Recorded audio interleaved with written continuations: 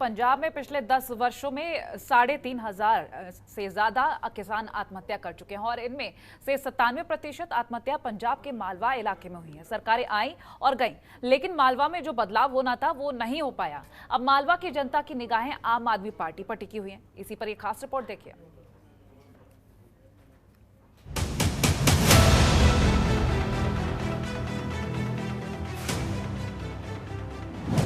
मालवा को आप में दिखाई दी बदलाव की उम्मीद। मालवा ने पंजाब को दिए 18 में से 16 सीएम। मालवा में किसानों की आत्महत्या के सबसे ज्यादा मामले। आत्महत्या करने वालों में 97% किसान। 10 सालों में 3,500 से ज्यादा किसानों ने की आत्महत्या। मालवा में 27% किसानों के पास 10 एकड़ से ज्यादा जमीन। बदलाव के लिए वोट करती आई है मालवा की जनता। 2022 विधानसभा के चुनाव में पंजाब में आम आदमी पार्टी को बम्पर जीत मिली। ताज भगवंत मान के सिर सजा। बीते शनिवार को उन्होंने पंजाब के 18वें मुख्यमंत्री के तौर पर शपथ भी ली। खास ये है कि संगरूर के सतोज गांव में जन्मे और फिलहाल धुरी से विधायक भगवंत मान पंजाब के उसी मालवा क्षेत्र से ताल्लुक रखते हैं जहां से पूर्व सीएम चरणजीत सिंह चन्नी, कैप्टन अमरिंदर सिंह और प्रकाश सिंह बादल भी आते हैं। जिसके बावजूद भी पंजाब का मालवा अब किसानों की आत्महत्या के लिए पूरे देश में बदनाम हो रहा है। पंजाब की राजनीति में क्यों खास है मालवा?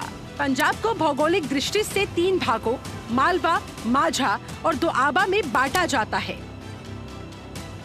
1966 से लेकर अब तक मालवा ने पंजाब को 18 में से 16 मुख्यमंत्री दिए हैं। मालवा की अहमियत इस बात से समझी जा सकती है कि मान कैबिनेट के 10 मंत्रियों में से 5 विधायक मालवा से आते हैं। मालवा अपने भौगोलिक आकार और जनसंख्या दोनों के हिसाब से पंजाब का सबसे बड़ा क्षेत्र है। ये इलाका सतलुज नदी से राजस्थान बॉर्डर तक फैला हुआ है। इसमें पंजाब के कुल 23 में से 11 जिले आते हैं। पंजाब विधानसभा की 117 में से 69 सीटें यानी 58% सीटें इसी क्षेत्र से आती हैं। 2007 तक यहाँ 65 विधानसभा सीटें थी।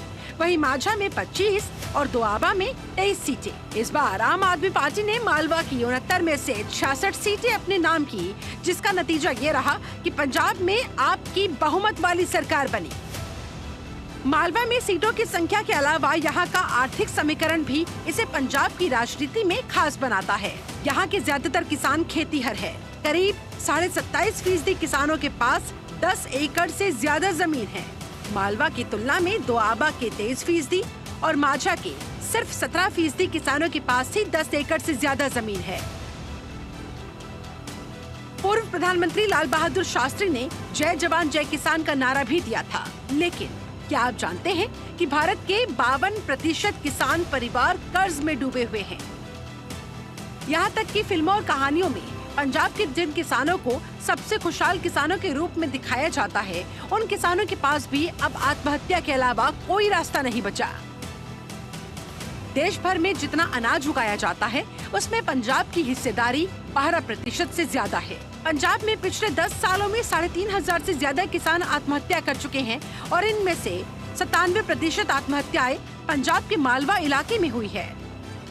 इसका परिणाम ये हुआ कि मालवा के जिन खेतों में किसान कभी कपास, गेहूं और धान उगाया करते थे, वही खेत अब किसानों के कब्रिस्तानों में बदलने लगे हैं।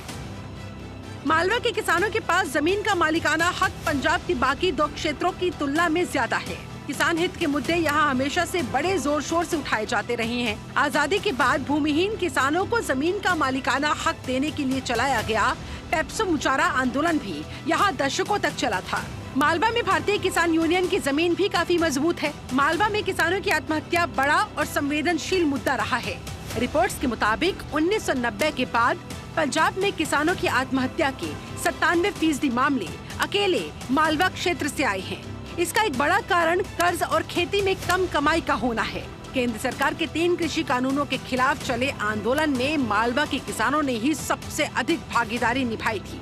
इस आंदोलन के दौरान मारे गए 700 किसानों में से 80% किसान मालवा क्षेत्र से थे। समस्याओं से जूझ रहे मालवा में आम आदमी पार्टी ने 2014 के लोकसभा चुनाव में 4 सीटें जीती थी। पंजाब के विधानसभा चुनाव में पार्टी की एंट्री 2017 में हुई। पंजाब की राजनीति को सीधा प्रभावित करने वाला मालवा क्षेत्र राज्य के लिए परिवर्तन की भूमि माना जाता है। एक तरफ जहां दोआबा में दलित राजनीति और मांझा में पंथिक यानी धार्मिक राजनीति सत्ता को प्रभावित करती है, तो वहीं मालवा की राजनीति में जमीनी मुद्दे छाए रहते हैं। इसीलिए पंजाब की राजनीति में नए वादों के साथ आने वाली पार्टियों की एंट्री भी मालवा से ही होती है, जैसा कि आम आदमी पार्टी के साथ भी हुआ। बदलाव की राह पर चलते हुए ही इस बार भी मालवा ने परिवर्तन के लिए वोट किया। आम आदमी पार्टी को मालवा में 66 और पूरे पंजाब में 92 सीटों का बम्पर बहुमत मिला।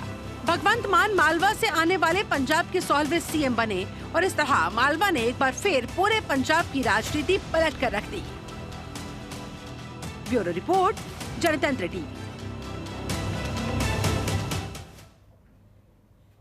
अंबाला शहर के सेक्टर 9-10 चौराहे पर बने शहीद उधम सिंह चौक पर बनी उधम सिंह की प्रतिमा को किसी ने खंडित कर दिया, जिसको लेकर बकायदा पुलिस ने मामला दर्ज कर लिया है और गुस्साए लोगों ने चौक पर रास्ता रोककर आरोपियों की जल्द गिरफ्तारी की मांग की है। लोगों ने कहा है कि 23 मार्च तक नतीजा न निकला तो भारी संख्या में लोग सड़कों पर उतरेंगे। अंबाला शहर के सेक्टर 9-10 मुख्य चौराहे पर कुछ साल पहले ही शहीद उधम सिंह की प्रतिमा लगाई गई थी, लेकिन किसी शरारती तत्व ने प्रतिमा का हाथ खंडित कर दिया। इस मामले में अंबाला पुलिस ने सजगता दिखाते हुए बकायदा एफआईआर भी दर्ज की है। मैं आपको वीडियो दिखा देता हूँ। हम डेली रात को आते हैं सैर करने के लिए और इसको चौक के देखो गहने आपको दिखाता हूँ। मत काला कपड़ा डाल दिया, कुछ डाल दिया। ये देखो, अगर वीडियो में दिख रहा हो ये दिखाओ जी थोड़ा। ये देखो, और ये पुलिस की गाड़ी यहीं पे रहती है और पुलिस की गाड़ी वहाँ खड़ी रहती, कोई आके नहीं देखता। यही मतलब थोड़ा रह गया गवर्नमेंट का। अभी अगर लगाई छोड़ दी, ना ही लगाओ, कुछ और चौक रख दो। जरूरी मांग थोड़ी करी हुई है चौक इनके नाम से चौक बनाओ। जब नहीं देख रहे होती छोड़ दें इन चीज़ों को, तो ये मांग ये है जी। कोई और चौक बहुत है जहाँ भी ये चीज़ करनी है, कहीं और जाके करो, यहाँ ना करो। अगर यहाँ कोई फंस गया फिर प्रशासन की हम ये नहीं देखेंगे भी वो करेंगे कुछ ना कुछ हिला, तो फिर हम आप अपने तरीके से करेंगे जी। SHO साहब जो थाना सदर सुरेश जी, उन्होंने भी देखा हमें साफ करते, उन्होंने हमें सल्यूट किया कि आप लोग बहुत अच्छा काम कर रहे हो। तो हम लोगों ने उनसे दरखास्त की थी कि यहाँ पे CCTV कैमरा लगाए जाएँ ताकि ये टोने टोटके किए जाते हैं, इनको यहाँ से रोका जा सके, इनके खिलाफ कार्रवाई कोई की जा सके। तो उसके अगले ही दिन क्या देखते हैं कि हम लोग यहाँ पे दोबारा सफाई करने के लिए आए, तो यहाँ पे शहीद उधम सिंह जी के एक बाजू का स्टैचू टूटा हुआ था। तो आज हम लोग यहाँ पे इकट्ठा हुए हैं, सभी इन शहीदों के चाहने वाले। हमारी पुलिस प्रशासन से यही दरखास्त है कि एक तो 24 घंटे के अंदर CCTV कैमरे जो आसपास यहाँ कहीं पे भी लगे हुए हैं, उनकी फुटेज चेक करके उनके प्रति कार्रवाई की जाए और कोई ना कोई उचित परिणाम निकाला जाए।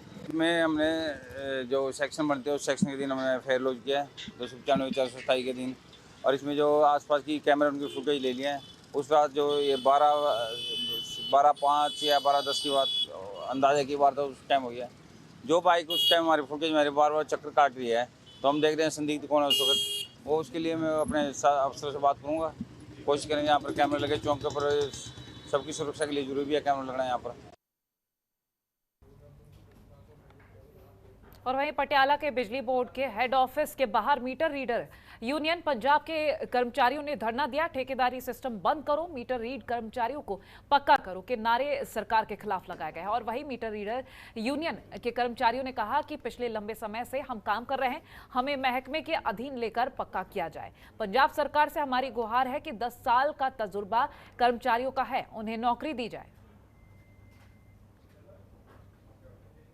ट्रेडर यूनियन पंजाब ਦਾ ਇਕੱਠ ਆ ਜਿਹੜਾ ਉਹ ਧਰਨੇ ਦੇ ਰੂਪ ਦੇ ਵਿੱਚ ਪਟਿਆਲਾ ਬਿਜਲੀ ਬੋਰਡ ਦੇ ਹੈੱਡ ਆਫਿਸ ਦੇ ਵਿਖੇ ਕਰਿਆ ਗਿਆ, ਜਿਹਦੇ ਵਿੱਚ ਪਹਿਲਾਂ ਵੀ ਜਥੇਬੰਦੀ ਵੱਲੋਂ ਆਪਣੀਆਂ ਮੰਗਾਂ ਜਿਹੜੀਆਂ ਸਰਕਾਰ ਨੂੰ ਔਰ ਮੈਨੇਜਮੈਂਟ ਨੂੰ ਰੱਖੀਆਂ ਵੀ ਇਹਨਾਂ ਮੀਟਰ ਰੀਡਰਾਂ ਦਾ 10 ਸਾਲਾਂ ਤੋਂ ਕੰਪਨੀਆਂ ਰਾਹੀਂ ਸ਼ੋਸ਼ਣ ਹੋ ਰਿਹਾ, ਇਹਨਾਂ ਨੂੰ ਸਿੱਧਾ ਮਹਿਕਮੇ ਦੇ ਰਾਹੀਂ ਭਰਤੀ ਕਰਕੇ ਲੋਕਾਂ ਨੂੰ ਬਿਜਲੀ ਦੇ ਬਿੱਲ ਬਣਾਉਣ ਦਾ ਕੰਮ ਦਿੱਤਾ ਜਾਵੇ ਤਾਂ ਕਿ ਇਹਨਾਂ ਮੀਟਰ ਰੀਡਰਾਂ ਨੂੰ ਵੀ ਰਾਹਤ ਮਿਲੇ।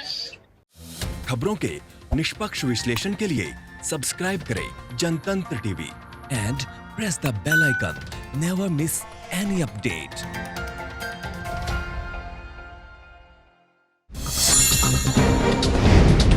डाउनलोड कीजिए जनतंत्र टीवी ऐप को, जो कि अवेलेबल है गूगल प्ले और ऐप स्टोर पर।